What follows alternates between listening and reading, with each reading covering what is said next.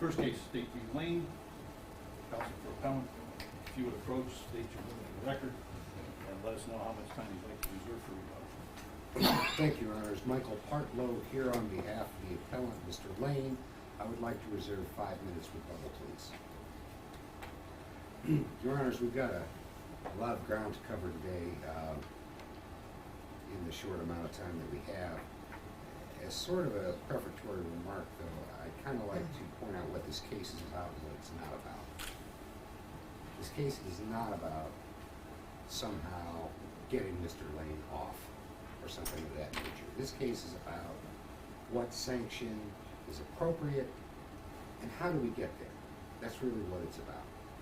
We've got 4 assignments of error. I'm going to focus on the first 2. I'm going to take those in order. The first assignment of error concerns the bind-over hearing. In this case, we fell under statutory provisions which require a mandatory bind-over. Now, as was recognized by the trial judge, Judge Grindell, all that the state has to do under the mandatory bind-over provisions is to show probable cause, in essence, that the charged crime has been committed and the age of the offender at the time of the commission as being a minor. He knew that from the get-go. I believe if you review the transcript of that hearing, that's pretty obvious. One thing that strikes me, though, is he did take a break after both sides presented what they were going to present so that he could consider it. He came back and basically he said that nothing in the statute gives him any flexibility. He has to do a bind-over. The interesting thing to me, the thing that none of us know or will ever know, I suppose, is why the break and what was he considering? Because from the get-go, he knew what the standard was. Standard is fairly low. I mean, probable cause is not much, as this court has said many, many occasions. So what was he considering? That leads me to believe that perhaps he felt that if he could consider something, there were some things to consider. This precise argument is presently before the Ohio Supreme Court in a case known as State versus Chardon. And I think that's important for several reasons.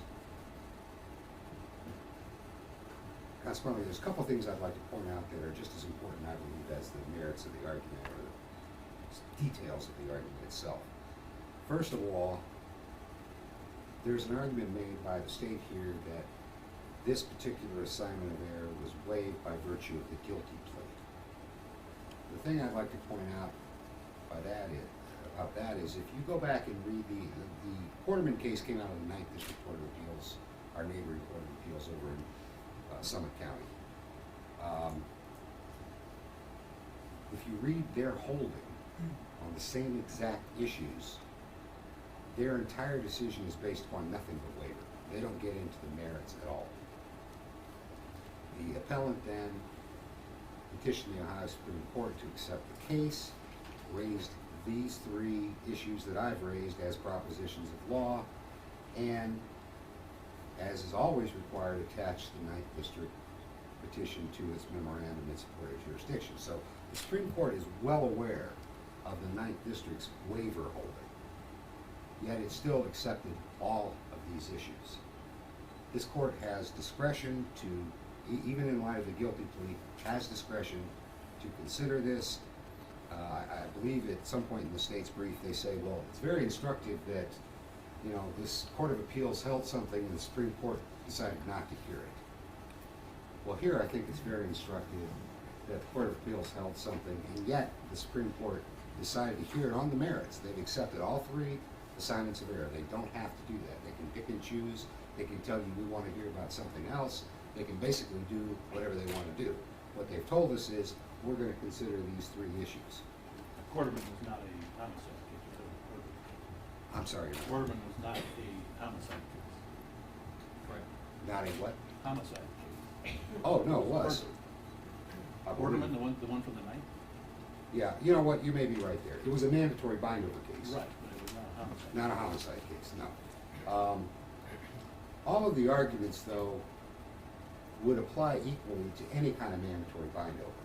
they don't really relate to homicide specifically. For example, in Kent versus U.S., the United States Supreme Court, 40 years ago almost, pointed out that, this bind-over thing for a juvenile is critical. That's how important it is. They outlined 8 things that you have to consider. Number 6 is the sophistication and maturity of the juvenile, and the number 8 is likelihood of rehabilitation. Well, in a mandatory situation, you can't consider those. Consequently, one other thing they said in Kent is you've got to have a meaningful transfer hearing. Well, we don't have that under Ohio's statutory scheme. Consequently, what we're arguing under that section is its violation of due process requirements set forth in Kent. The second argument under this assignment of error is that mandatory violates equal protection. Here again, it's not peculiar to homicide. Nothing about that argument is. Under our present statutory scheme, a 14 or a 15-year-old would have a meaningful, for the same crime as Mr. Lane was charged with, would have a meaningful bind-over hearing because the amenability to rehabilitation would be an issue. There'd have to be findings before a bind-over could occur. A 16 and 17-year-old, you don't have that. It's automatic bind-over. Yet, there's no rational relationship to any legitimate state purpose by making that distinction. I mean, there's just, why? Well, what's different about a 16-year-old than a 15-year-old? Now, I understand we don't like this. It's something we have to do. In the law, we draw lines. We draw bright lines. You're not an adult till you're 18, for most purposes. You can't drive till you're 16. You can't buy alcohol till you're 21. We all know that when you look at individuals, sometimes those bright lines don't make sense. We all know probably a 19-year-old that we'd rather have able to go into a bar than a 23-year-old that we know. Just because the 19-year-old happens in that instance to be more mature than the 23-year-old. But from a legal perspective, we don't have any choice. We have to draw these bright lines. So we've drawn them. Under 18, you're a minor. That's something we have to do. But these lines here, there's no reason for it.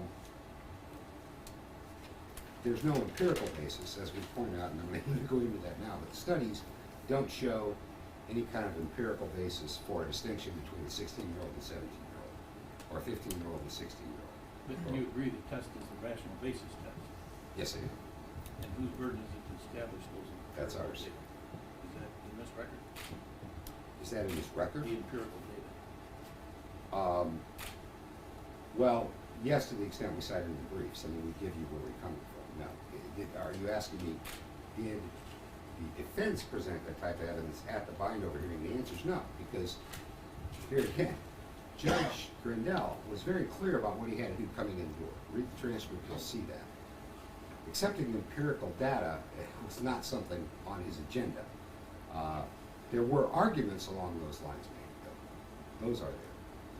Finally, on this issue, the third argument we make is that the mandatory bind-over provisions violate the cruel and unusual punishment prohibitions contained in the 8th, 14th Amendment and the Article 1, Section 9 of the Ohio Constitution. Under Miller versus Alabama, there's a two-step analysis for cruel and unusual punishment. First of all, what's the national consensus about this type of punishment?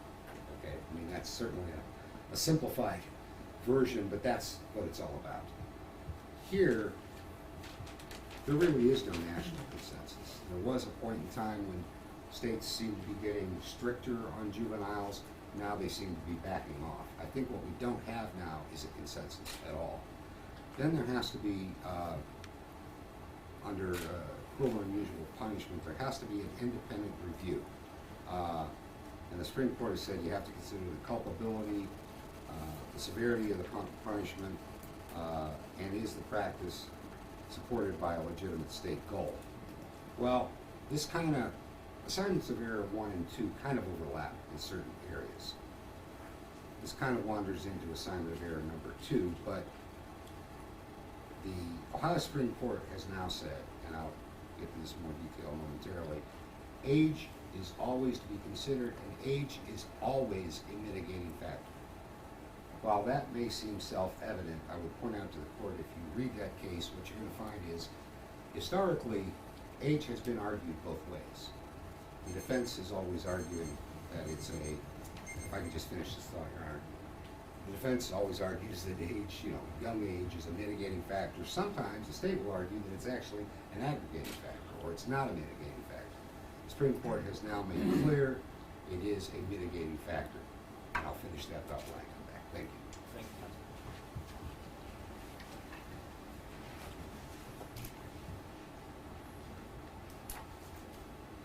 Counsel. Good morning. Jim Flays on behalf of the state of Ohio.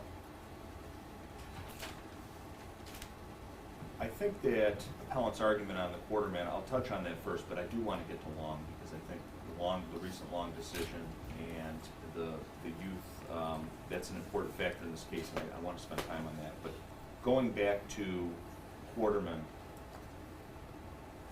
when you look at the 9th District decision, number one, that was an aggravated robbery case. It was not an aggravated murder case. Number two, the court did address the constitutionality of the mandatory bind-over proceedings. And at the end of the 9th District's opinion, the 9th District says mandatory bind-over has been upheld, and these constitutional arguments have been rejected by a number of courts, including this court. The 11th District has also rejected that. So when you look at the mandatory bind-over arguments, I understand that the Supreme Court has accepted Quarterman for review, and we don't know what they're going to do with that. We don't know what that means. And everything about them accepting that case for review is just speculation. I think we have to look at what the law is right now, not what might happen. And what the law is right now, mandatory juvenile bind-over in aggravated homicide cases is constitutional. The Kent arguments have been rejected by this court. Number one, there is a waiver. The guilty plea waived the constitutional attack on mandatory bind-over proceedings. That's a threshold issue. It's our position that that guilty plea eliminated that argument, and we don't even get into these Kent versus U.S. and all these other arguments. But putting that aside, okay, let's say it wasn't waived. It was waived, but let's say it wasn't. This court in State versus Lee has already rejected the same constitutional attacks on the mandatory bind-over procedure and has upheld the process. And this court's already rejected the same arguments that we should apply Kent versus U.S. and apply all those factors to the mandatory bind-over proceedings. When you look at mandatory bind-over for 16 and 17-year-olds, the legislature has made a statement. And the statement is that for the most serious crimes, juveniles should be treated as adults. If you're 16, if you're 17, and you commit an aggravated homicide, you commit an aggravated murder, you should be treated as an adult.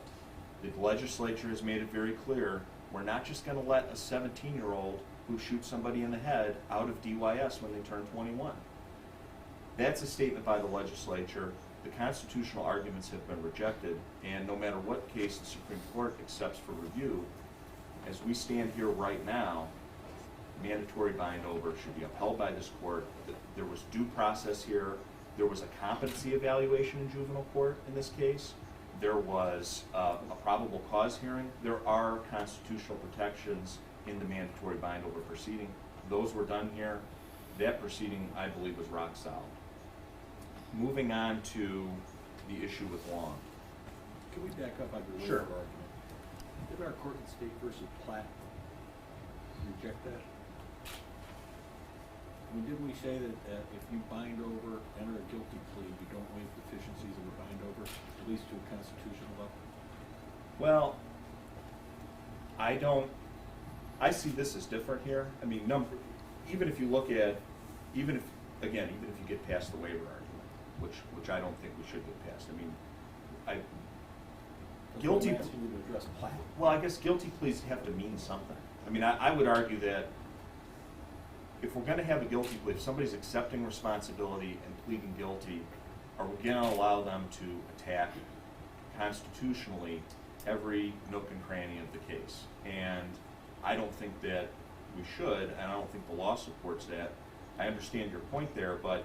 Well, it's not a point, it's a question. I'm just asking you, what does Platt say on that issue? I appreciate your thoughts.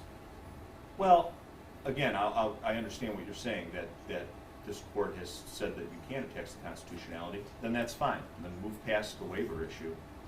Again, this court's upheld mandatory bind-over. It's upheld the constitutionality of that. And when you look at Quarterman and you look at the 9th District, they have a laundry list of cases that uphold the mandatory bind-over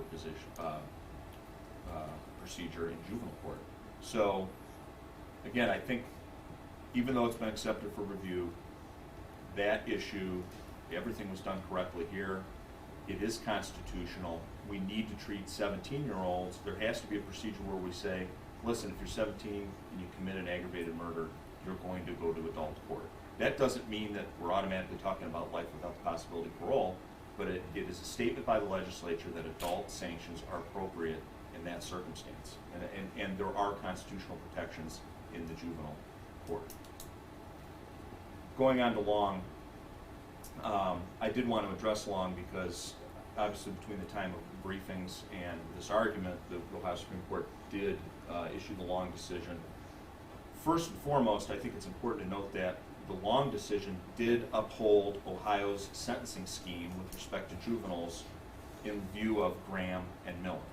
So I know there's a lot of talk in the briefs about Ohio's sentencing scheme under Graham and under Miller. If you look at the Long decision, the Ohio Supreme Court has said there are protections there. Youth can be taken into consideration under Ohio's sentencing scheme. The sentencing scheme is constitutional.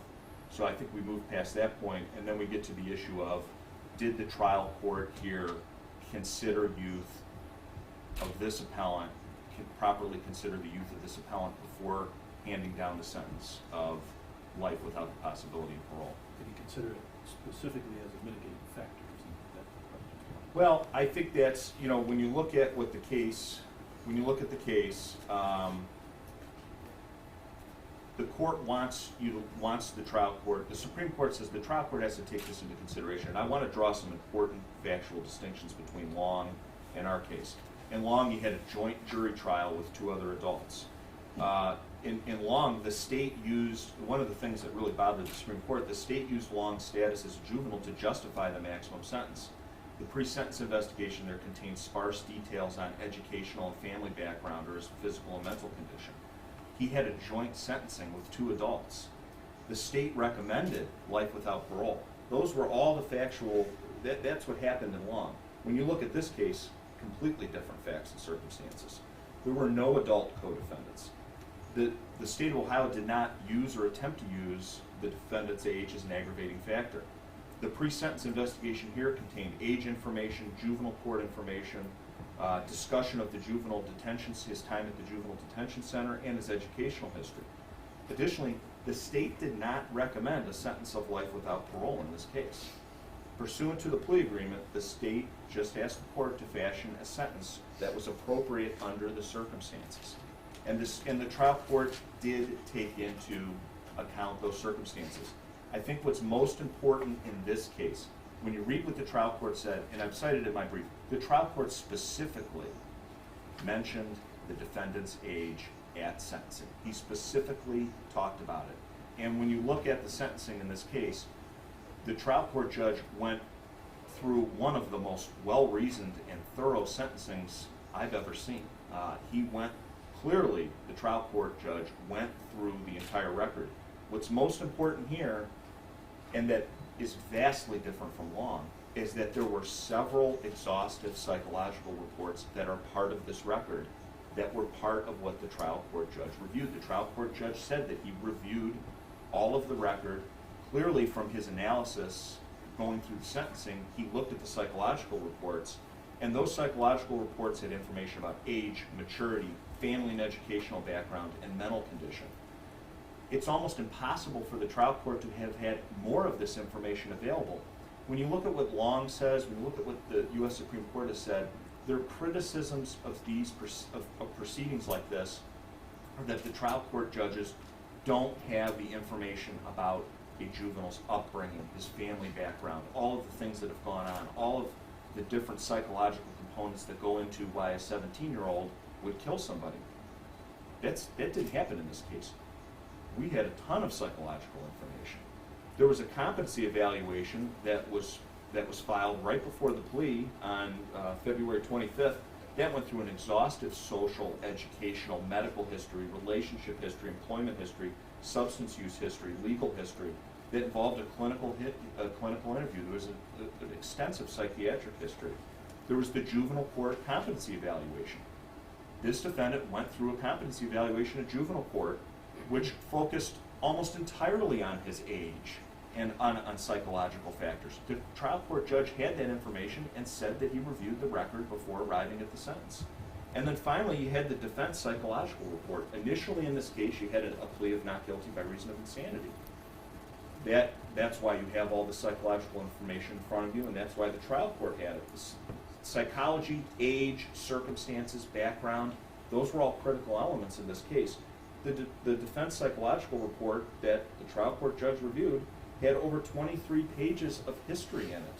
There were 46 different sources of information. There's even summaries of his kindergarten school records in there. I mean, going back from kindergarten on through his entire schooling, there's a summary of all his school records, his family history.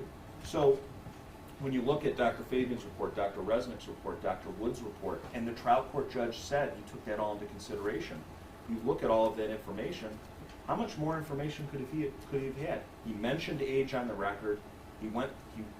This was a school shooting. I mean, age and circumstances was in the forefront of every discussion on the case. And the trial court judge looked at all of this information and looked at the other horrifying circumstances in the case, and those clearly outweighed a 17-and-a-half-year-old committing these crimes. So I think when you look at Long, vastly different facts, vastly different. I mean, I would submit that if this case were up in the Supreme Court instead of Long, probably would have had a vastly different result and quite a different opinion. Long was an extreme example of a juvenile who was just always treated as an adult, tried with adults, sentenced with adults. This is completely different. This is a juvenile offender who was almost 18, going through the juvenile bind-over process, going through exhaustive psychological reports, and all of that being made available to the trial court judge, and the trial court judge going through a very thorough and reasoned analysis.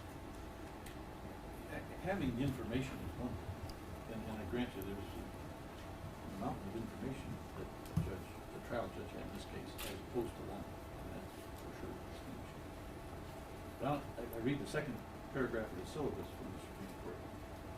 It doesn't talk about the amount of information. It says the record must specifically reflect that the trial court considered that as mitigating, that the youth as mitigating. And there's a distinction, I think, between the requirement that the trial court consider it on the record as mitigating versus the sheer volume of information that we had before. Well, again, when you go through sentencing, whenever you're attacking the sentencing and the trial court's reasoning, A, we can't get into the trial court's mind as much as we wish we could, and B, the judge doesn't have to say everything on the record. Again, this judge said quite a bit on the record, probably more than you're used to seeing on the record in a case. But I understand that. But doesn't Long say he has to say that on the record? Well, it says the record must reflect. If you're looking, I'm reading Long. I mean, hindsight's 20/20. If you're looking for magic words, did the trial court judge say, I consider youth as a mitigating factor? Did he say those words? No, he didn't. It's not in the record. Again, if Long had come out, I'm sure that he would have gone through the laundry list of things that judges say when they're sentencing defendants and mentioned it in those exact words. If you're looking for magic words, they aren't here. Long wasn't out when this defendant was sentenced. I think you have to look at the reasoning in Long. Was youth considered? And I think it was considered. Again, you have to interpret a little bit of what the trial court said, but I think that was it considered a mitigating factor? I mean, this is what the judge said. Many juvenile offenders are manipulated or pressured into crime by adults or peers who urge or incite the juvenile to commit crimes. They prey upon the vulnerability of an impressionable youth. That didn't occur here. These crimes were all defendants, and T.J. Lane was not an impressionable youth. In fact, he himself considered himself mature for his age. He was almost 17 and a half. He was intelligent, and he suffered no significant mental impairment. I think when you look at what the judge says there, You can interpret that as youth is a mitigating factor. You look at youths are impressionable. Youths can be influenced. And the judge says, that didn't happen here. You have somebody who had a calculated plan, knew what he was doing, and methodically and cold-bloodedly went into a school and killed these kids. And when you look at what the judge said there on the record, are there magic words? No. But Long wasn't out, and I don't think Long requires magic words. I don't think it requires to say specifically the syllabus in Long in the trial court judge's sentencing. I think you have to look at the whole record. You look at what the trial court judge said there. He considered youth. He mentioned his age.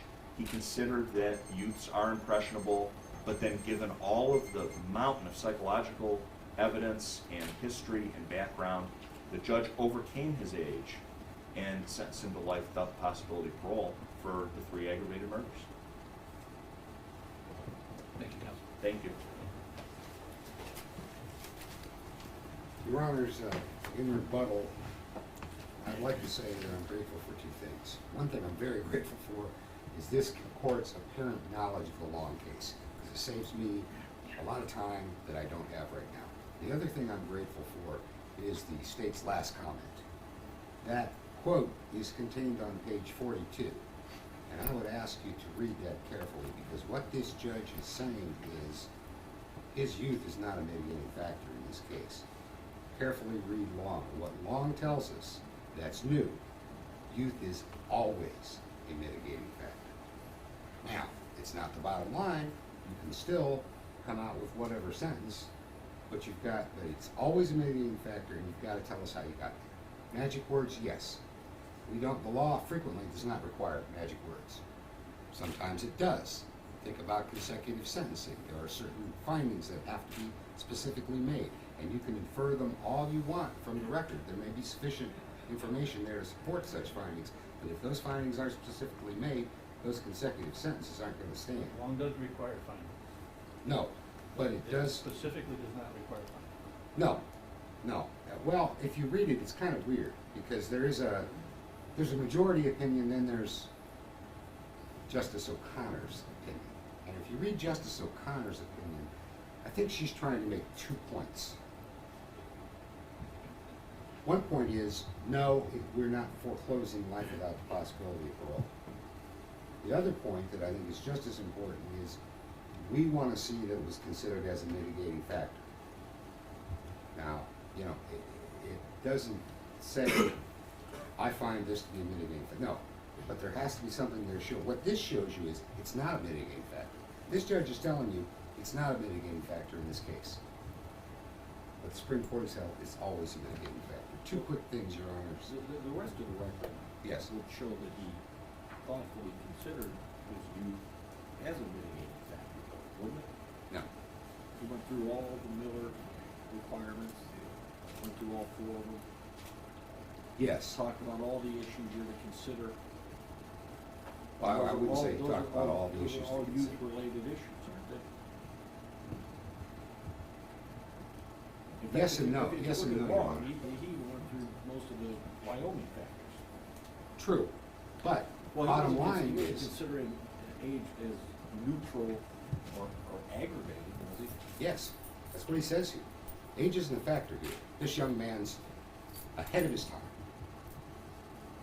What the Supreme Court has said is, it's always a factor. With regard to the Quarterman issue, and I realize I don't have much time, so I'd just like to say this. I've already talked about the waiver issue. The Supreme Court's already accepted it. What I would like to request on behalf of Mr. Lane is, there's always a temptation, I know, when we know something's in front of the Supreme Court, well, let's see what they do. I would request that the court go ahead and make its own ruling expeditiously, because that case on the merit level in the Supreme Court is just starting. And I recall back to the 90s, when we had new sentencing statutes, when we had new sexual predator type classification statutes. What happened back then was actually perfect, I think. You had courts of appeals all over the state rendering opinions, all of them just about going to the Ohio Supreme Court. In some cases, the Supreme Court would accept the case and say, okay, we want you to brief it. In other cases, the Supreme Court accept the case and say, but you don't need to brief it, it'll be ruled upon based upon our decision in these other cases.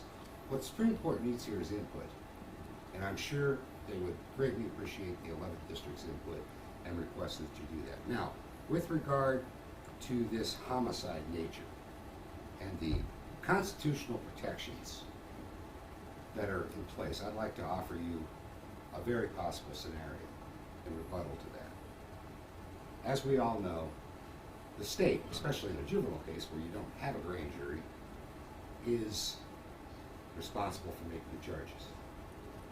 So let's say we've got a juvenile and the state who's involved in a homicide, and the state opts to charge aggravated murder.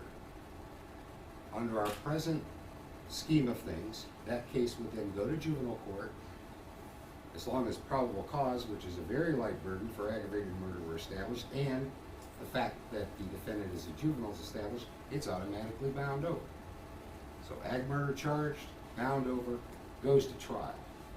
Jury comes back, if I can finish my thought, Your Honor, jury comes back with a lesser included offense conviction, which is not a mandatory bind-over conviction.